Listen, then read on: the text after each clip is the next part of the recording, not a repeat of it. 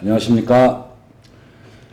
행복을 안내하는 춘돌이 인사드립니다. 오늘은 며칠 전에 대곡역 두산 2부 모델하우스 오픈 때 모델하우스와 그 다음에 현장, 그 다음에 대곡역까지 걸어가는 유튜브를 촬영해서 많은 분들이 보셨는데, 그 유튜브를 보시고 좀 궁금한 사항을 문의를 좀 많이 몇 분이 해오셨습니다. 그래서 오늘은 그 문의사항으로 답변을 하는 그런 시간으로 해서 문의사항을 안내해 드리겠습니다.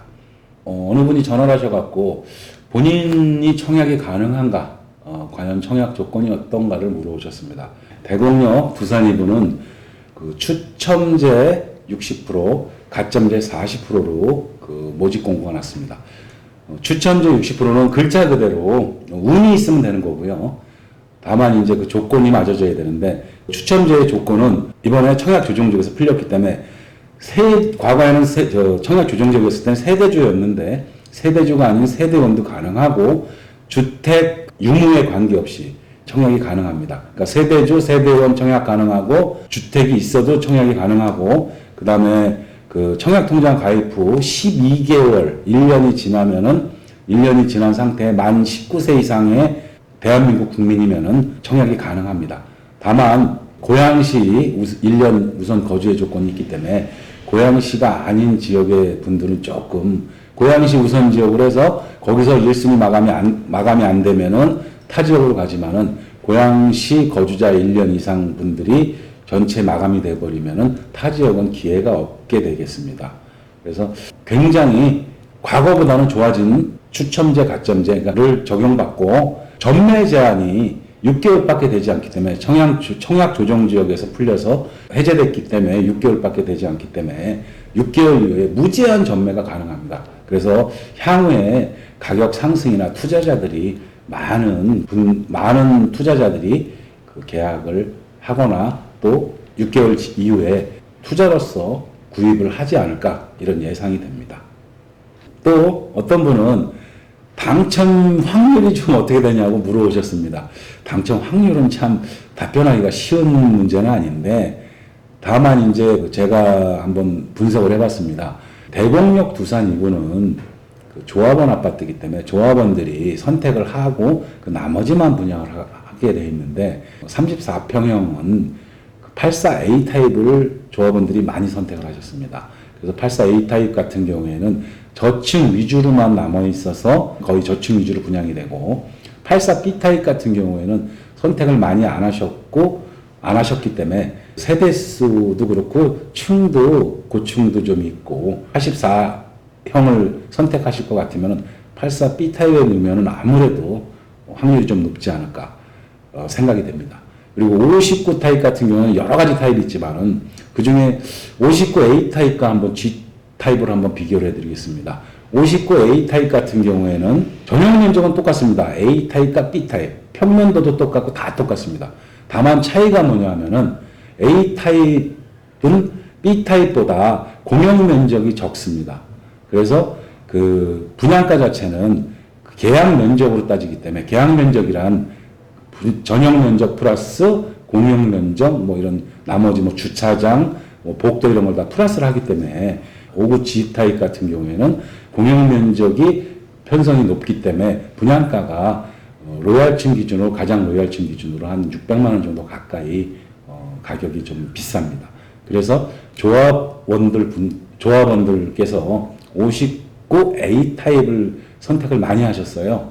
그래서 59A 타입은 별로 저층 위주로만 남아 있고, 59B 타입은 선택을 거의 안 하셨기 때문에 59G 타입 같은 경우에는 많이 남아 있어 갖고, 아마 59제곱미터를 원하시는 분 같은 경우에는 59G 타입을 선택하시면은 아무래도 조금 확률이 높지 않을까, 이렇게 판단됩니다. 자, 그리고 그 주변 입지나 그 다음에 향후 전망에 대해서 가장 궁금해 하시죠? 과연 이제 분양받고 나서, 아니면 또 투자로 전매하고 나서 과연 오를 것인가, 이런 거에 궁금한 분이 굉장히 많으신 것 같습니다. 그래서 제가 한번 말씀을 드리는데, 이 주변 입지 같은 경우에는 대곡역 두산 2부는 능곡 1구역에 위치하고 있습니다. 지도상 이렇게 보게 되면 2구역, 3구역, 4구역, 5구역, 6구역 해갖고 주변에 지은 아파트 외에 나머지 웬만한 부분은 전부 다 재개발로 이렇게 편성이 되어 있습니다. 무려 이 전체가 완성이 되게 되면 9,500세대, 9,500세대 정도가 들어오고 9,500세대가 들어왔을 때 지금 주변에 뭐 보통 적은 신도시들, 뭐 지구들이 한 9,000세대, 8,000에서 9,000세대 정도니까 작은 미니 신도시의 개념으로 다시 태어날 것 같습니다.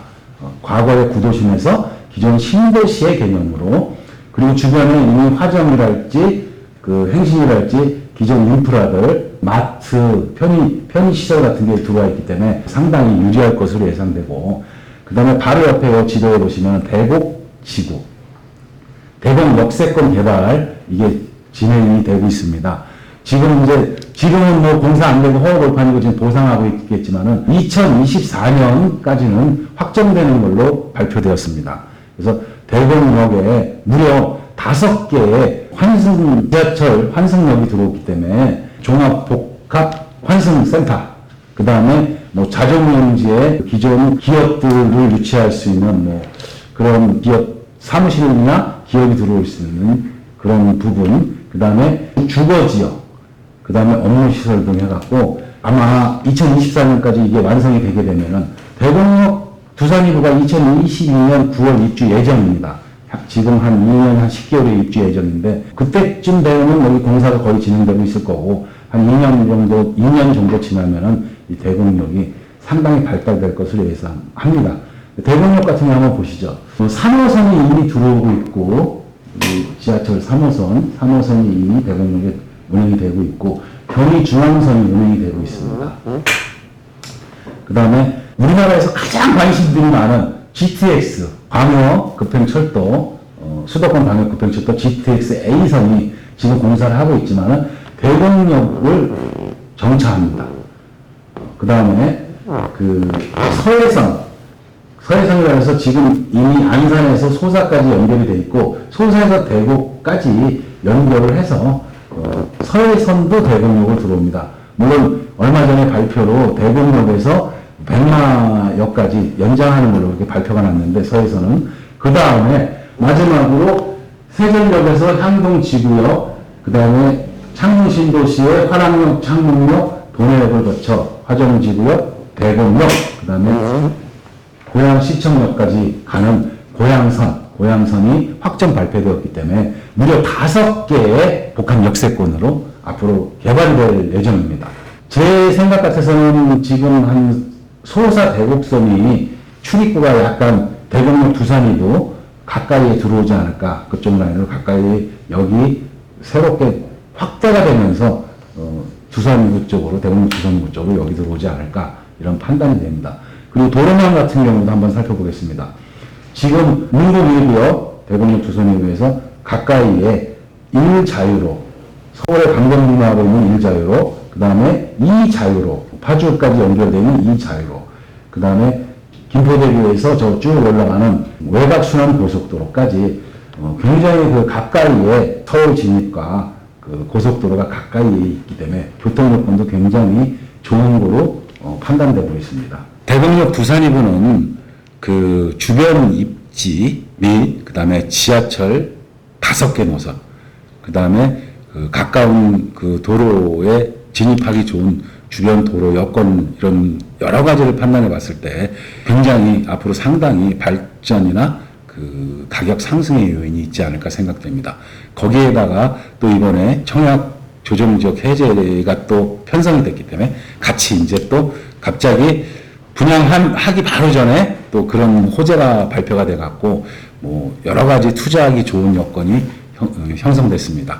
그래서 향후에 대곡역 두산이구를 많은 관심을 가져주시고, 아마 청약도 하시고 또 이제 청약에서 안 되시는 분 같은 경우에는 또 이제 향후에 예상을 하셔서 투자하는 것도 좋은 방향이 아닐까 생각합니다. 몇 가지 이제 물음에 답변을 드렸는데, 또 향후에 뭐 다른 궁금한 점이 있으시거나 다른 지역도 아마 물어보시면은 제가 성심성의껏 열심히 공부하고 노력해서 답변을 드리겠습니다. 지금까지 행복을 안내하는 춘돌이었습니다. 감사합니다.